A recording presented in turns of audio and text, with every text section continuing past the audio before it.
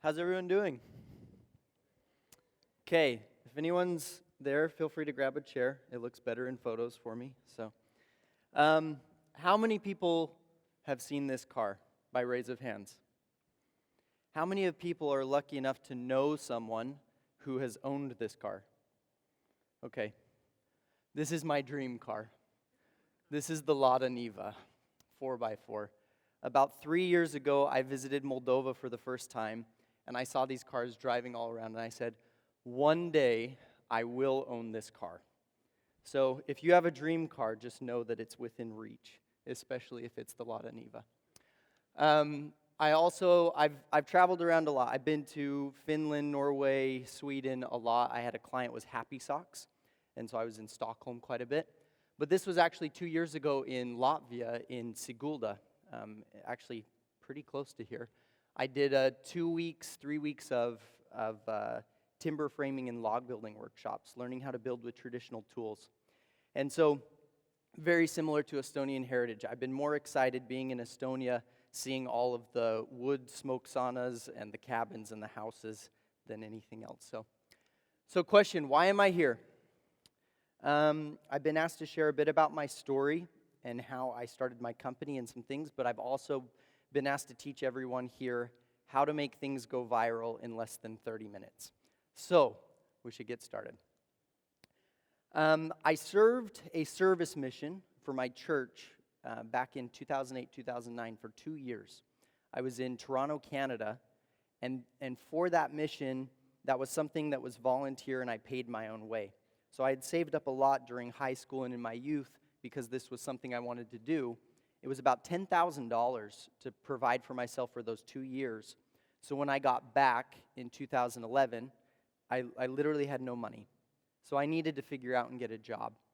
So I was on my way to go and interview at a restaurant because I had some friends whose parents owned the restaurant. I thought, okay, I'll probably be able to get this job. But for some reason, it just didn't feel quite right.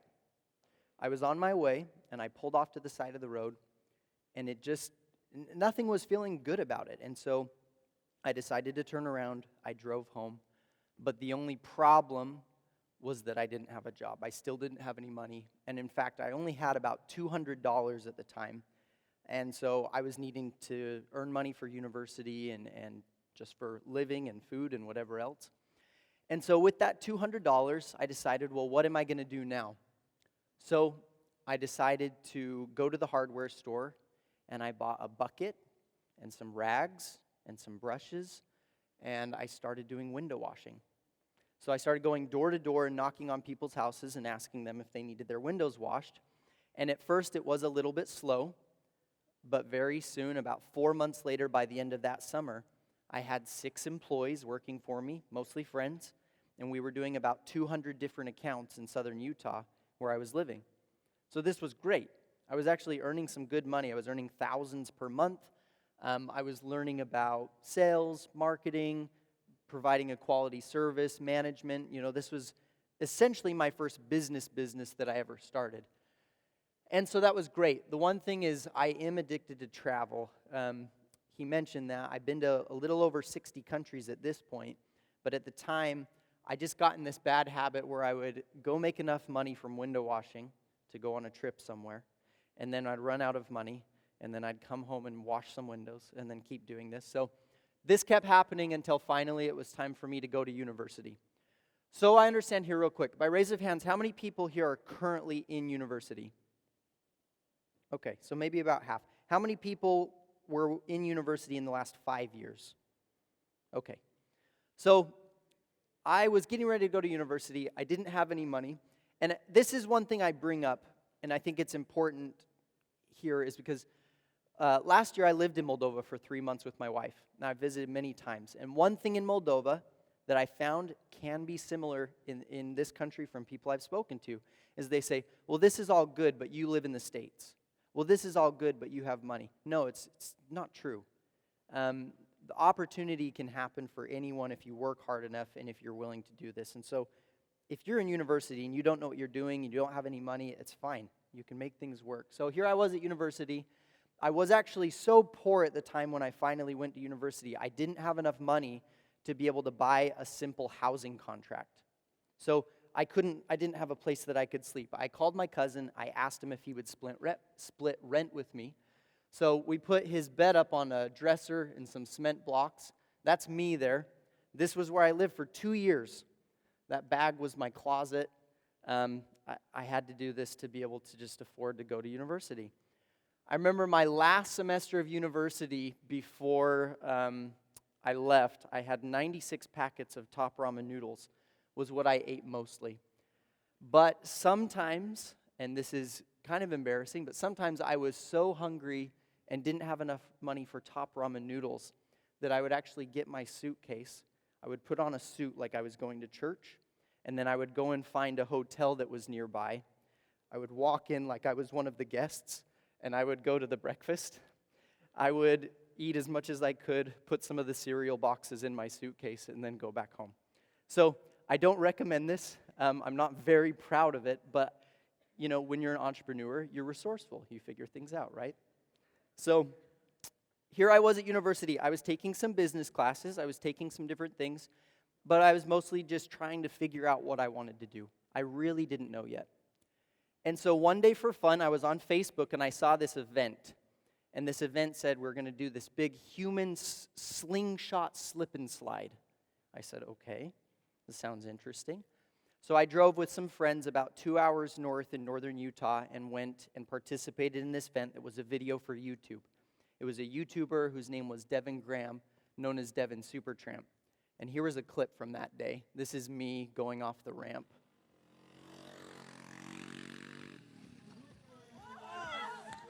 Oh, yeah, Cameron! Oh, yeah!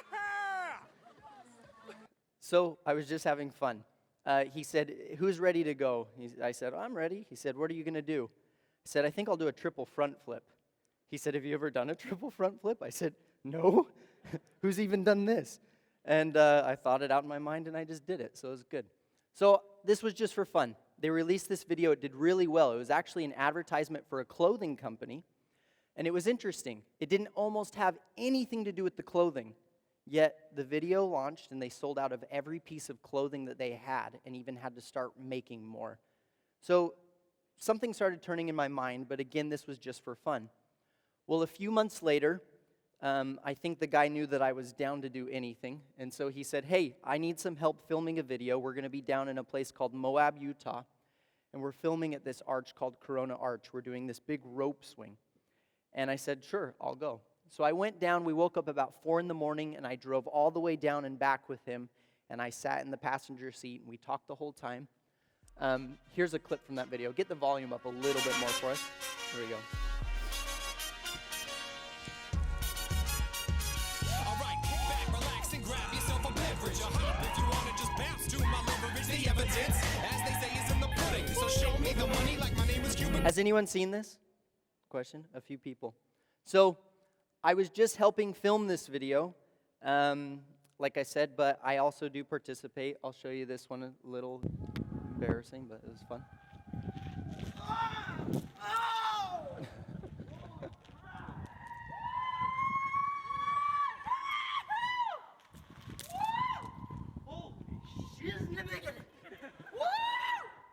If you don't speak English fluently, and you didn't understand that, it's because that wasn't English, so don't worry.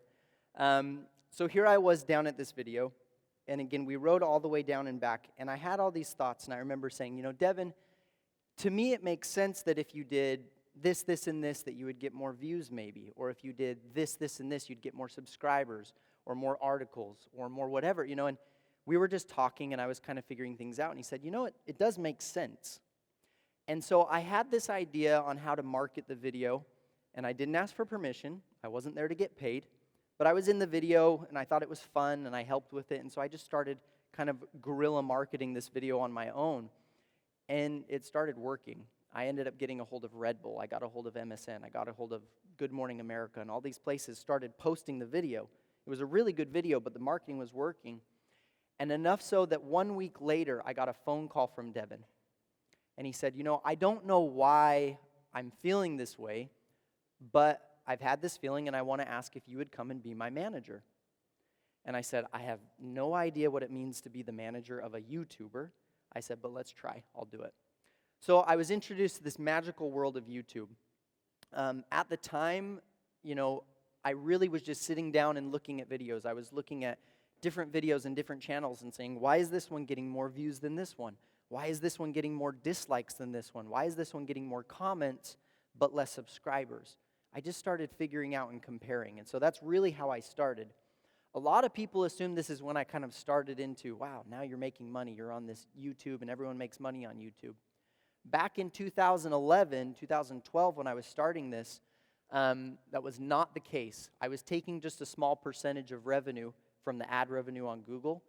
And for the first year, I tallied up all the hours that I worked for Devin, and I was making about 17 cents per hour. So that's not a very good wage. So I had to figure out, okay, well, I'm doing this stuff and I really know how, but I need to have someone that's paying. And so I found this company called Clearplex. They made screen protectors for your phone. You know, the little piece of plastic or glass you put on the front so it doesn't crack. They said, we have $500. We want you to make us a viral video. I said, amazing. That was more money than I had. So I came up with the idea. I shot the video. I edited the video. I produced the video. I marketed the video. I came up with this idea to get an old grandma that could shoot a shotgun. And we had her actually, we'd throw the phone in the air, and then she would shoot, and one of them had the screen protector and one didn't. And believe it or not, the one with the screen protector actually held up. It didn't crack the screen. It was amazing. We launched the video. It got over 300,000 views in the first 2 days, over 2,500 articles that were written about the video. Their sales went up 500% and maintained, and their website crashed, I think 2 or 3 times just from the sales that were coming in. This was a company that was selling maybe $1,000 to $2,000 of product every month. And after this video, I think actually just last year, they were acquired in a multi-million-dollar acquisition. And a lot of it started from some of this progress. The big thing, though, that really stood out to me was that at the time, this video on Adweek, they had their top 100 most shared advertisements globally. And on Adweek, this one was at number 4, right in between Coca-Cola at number 3 and Audi at number 5. And so I really knew that there was something here. I knew that if for $500, but with the right strategy and with the right understanding of why people share things, that we were able to compete with companies like Coca-Cola and Audi with their $1 million budgets. So I started to get noticed. By this time, I had done about 70 videos with Devin, and we had grown his channel from maybe 30,000, 40,000 subscribers into the millions. And I got approached from an advertising agency called Crispin Porter Bogusky, and they wanted me to come on and be the social media director for 2 brands, Microsoft and Bing. They offered me a really big salary. It was something where starting out, I was going to be getting paid very, very well. They wanted me to move to Los Angeles, start up everything there, and run this. But just like going to that restaurant, something didn't quite feel right. I just didn't know, but I really felt like maybe there was something else I should be doing and I should pursue it, and so I decided to pursue my own company. It also didn't help that I did like Apple and Google more, and so I decided not to job. I still didn't have very much money. I had $500 from that other video, and so I set up a little home office. I actually didn't have enough to get a desk, so I built my own desk. And then things started happening. I started hustling, and some people had heard about stuff. How many people have known about Shark Tank? Okay. So Barbara Corcoran, one of the ladies on Shark Tank, she had a company that she had invested in called Cousin's Maine Lobster. And they were based in Los Angeles, a food truck. They gave me $1,800 to come and train them on how to make their company a little more viral. I thought I was on top of the world. Well, make it even better. They introduced me to this guy named Chad Future. He was a white guy from Detroit, Michigan, that wanted to be a Korean hip-hop artist, do K-pop. Here's a little clip of that.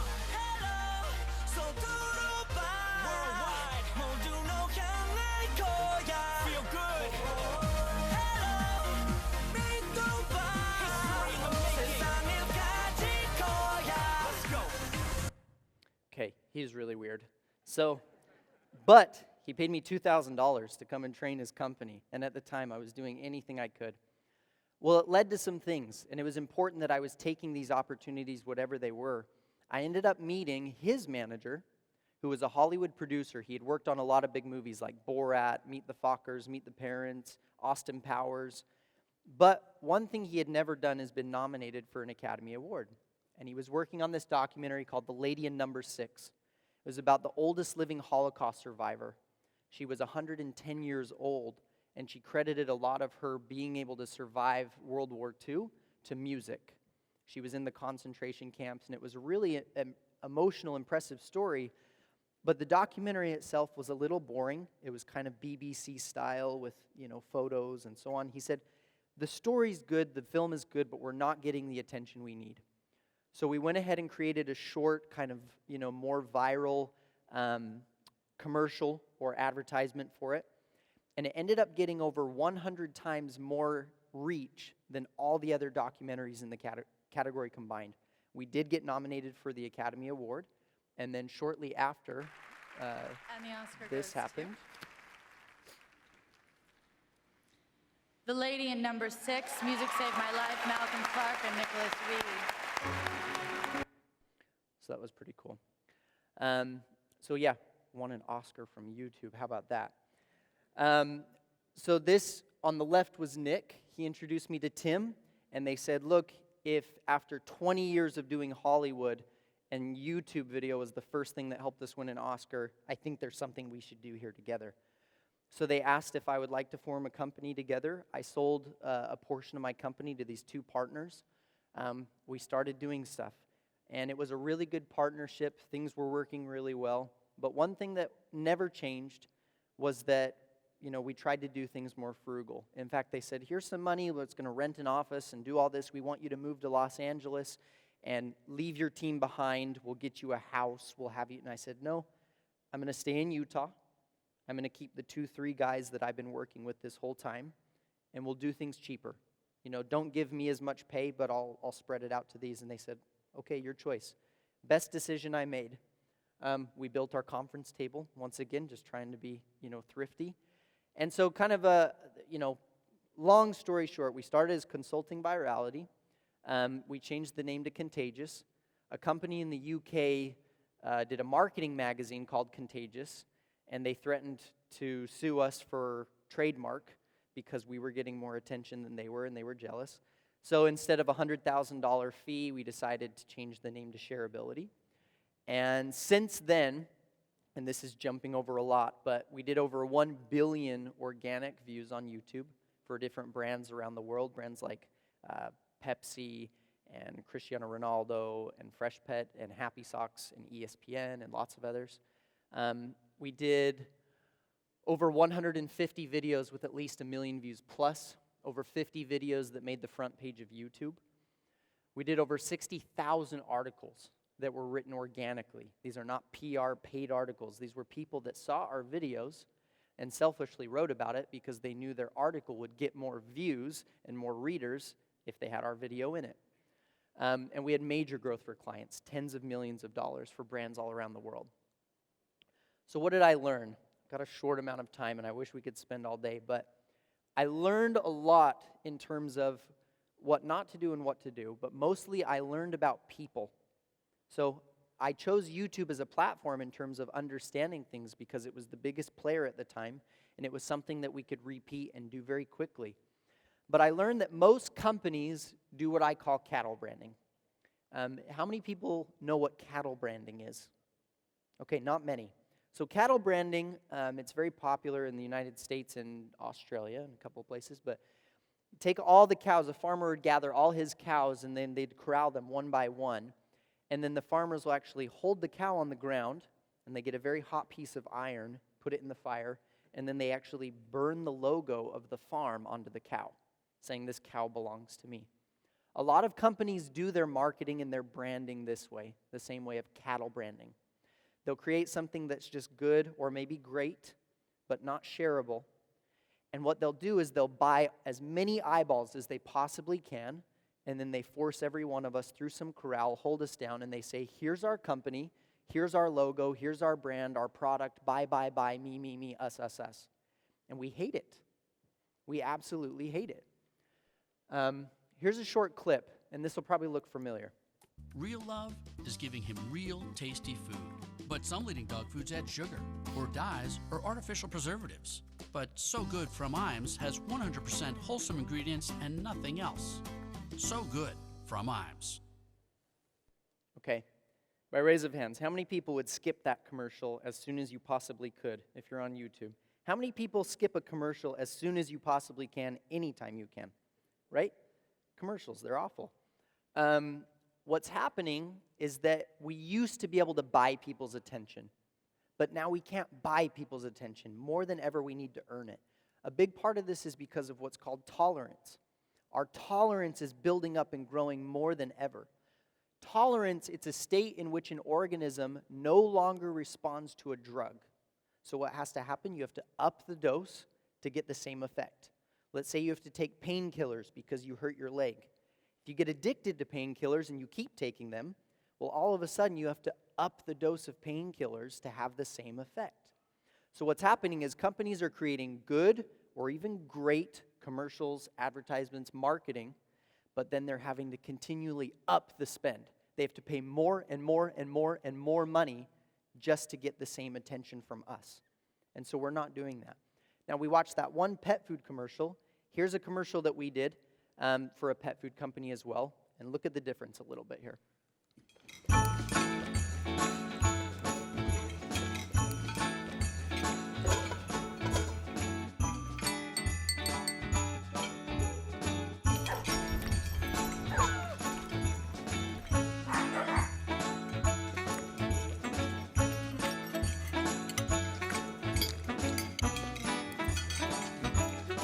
That's my dog, the black one.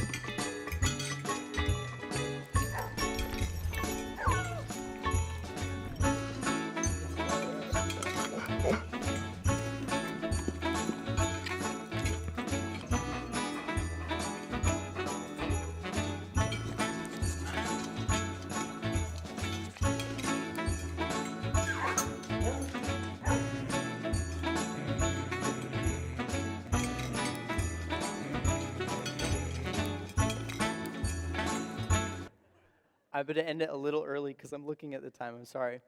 How many people would skip that video? If you raise your hand, I'll find you.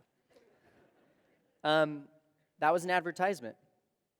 And the day before we released that video, it was midnight, and the CEO called me on the phone, and he said, "We're considering pulling the video. We're not going to release it." And I said, "Why?" And I answered some of his questions, and we talked, and he said, we're worried that there's not enough logo in the video. We're worried that there's not enough images of the product, and that people aren't going to know that it's our company that did it. I said, okay, those are valid concerns, but we talked through it, and we answered his questions. That video, as an example, it did over 40 million views organically in the first week, had over 3,000 articles written about the product.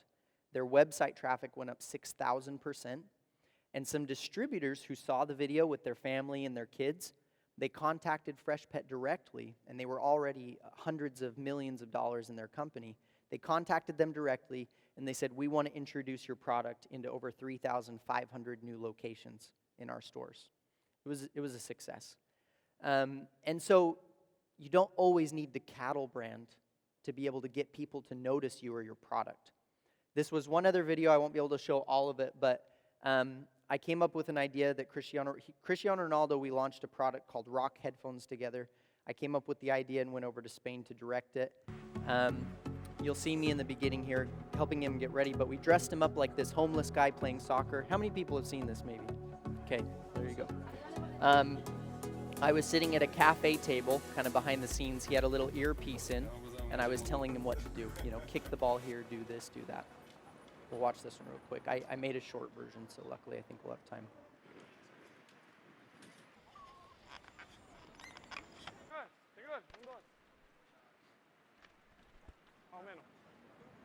Can we turn up the volume a little bit? ¿Quieres dar el número de teléfono? She regretted that.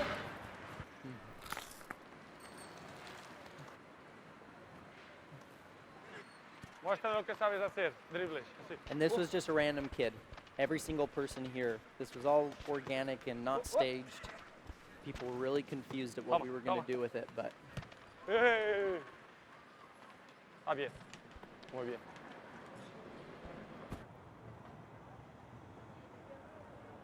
¿Cómo te llamas? Nicolás.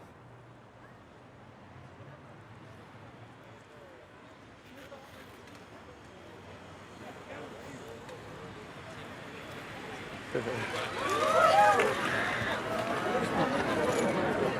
had to have 8 bodyguards just to get him out of the crowd.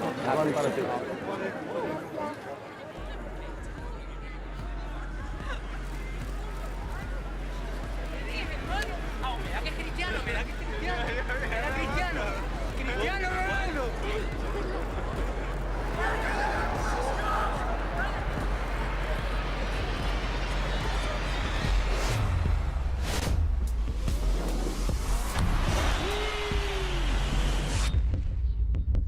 So, same thing.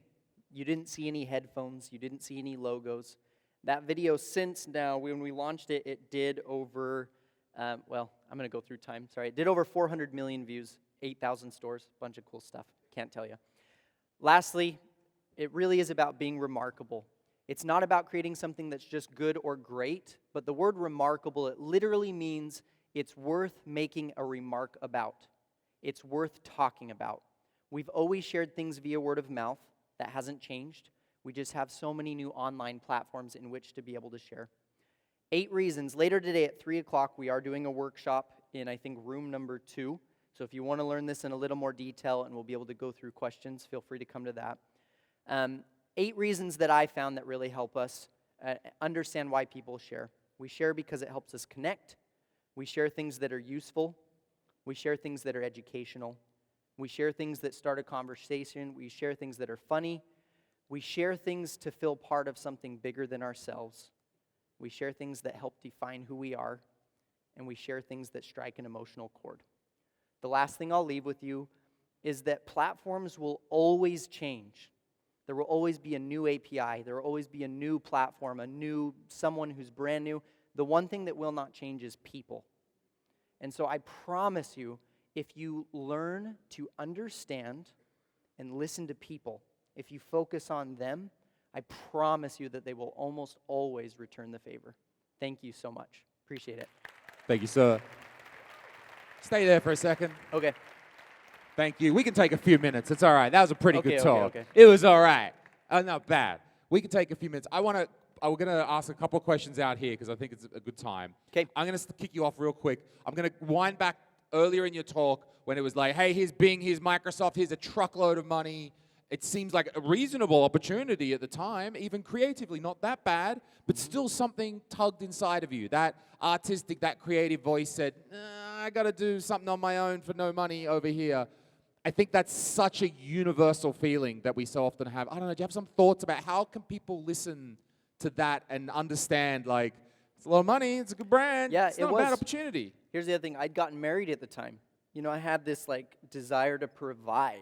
And so it was really hard not to take that. I would say one thing that I had going was that I knew what I was doing in terms of, I was good at it. By the time that I had that offer come, I had already had over 200 million views that had been on the videos. And so, you know, I was good at doing what I did. I hadn't figured out how to make money yet. You know, I was charging $500. The very first project that we got with my 2 new partners was for $200,000. How many people saw the Turkish Airlines selfie video with Kobe and Messi? Anyone seen that one? 150 million views. We got hired just to do the organic marketing, $200,000. So I was really good at what I did. I hadn't figured out business yet. So sometimes you have to understand your weaknesses. Now I'm really good at the business side because I've learned, but I had to be humble and I had to find some other people. I sold 60% of my company to those two partners when I brought them on, but it was because the value was there. What you just said, you were humble about it, but the bit I like about, go back to that you practiced your art form first and Yes. you got really good at that. Yep. Maybe you went maybe you should have cashed out sooner, I'm not sure, but that you didn't instantly go like, oh, I got 10 views, time to cash in, that you were just so obsessed with getting what you do right first. If you don't have a quality product, you can't charge. I like You it. know, you can bluff your way the whole way, but if you have something you're really good at doing, people will come. So we never even had to market ourselves. Those 60,000 articles that were written about the projects we did, every time we'd release a project for a client, we'd have hundreds of people calling us and emailing us and saying, hey, we want to do something too. So it was really unique, and it was because our product was so good. It was shareable. It was viral. You know, it wasn't just about doing this for our clients. I learned how to make our company viral. I learned how to make myself more viral and shareable so that people would talk about us. Because that's something you can earn, not buy. Oh, quickly, anyone out there got a question? You guys Really? know it For all, this huh? bloke, no one's got a question. Man, It's you guys alright. are quiet. I thought Moldova was bad, huh? Okay. Your sub-Moldova levels. This There's guy's one laying guy the right here. smackdown on you people. We got this one down here. I'm going to come to you, sir. Hey, good speech. Have a question about, did I understand it correctly? You invest most of your money into the production of the video instead of investing your money into the distribution of the video, getting the natural. I never paid Organic. $1 for distribution or Okay. paid views. Okay. $1. Now, the question is, just for example, taking the dog video, which was amazing, I think. How much is what's the budget line you don't go through across or something like that? Okay, I'll share some things. Don't tell my client, right? So with that video in particular at the time, we were really scrappy. We were doing that in Utah. That was a big reason of doing things in Utah. I've said this about Moldova, and I think the same is true here. Eastern Europe, and I've said Moldova specifically, is one of the best places to start a business. It's one of the worst places to have clients, okay? Same with Utah. Utah was one of the best places to have talented people. The costs were low, but having clients was horrible. But it was good for production. So to answer that, we spent about maybe $30,000 on the production total. We were paid well over $100,000, and that was one of our earlier ones. And so there was a good profit margin, and we didn't spend any on the marketing distribution. We'd put all of the money and all of the quality into the video itself. Later, when we were doing other videos, we started at around $300,000, and some of them, one time we did one called Snowboarding in the Clouds. You can go look that up. I had this idea to take a helicopter and tow someone up above the clouds 5,000 feet and snowboard on top so it looked like it. I ended up doing it myself, which I always do, which was fun. That one cost $100,000 just to do the production. So it depended, but we would never put any money in the back end. We'd tell the brands, if you want to do that, that's fine, but everything we're doing is meant to be shareable. So one last thing, because it is important.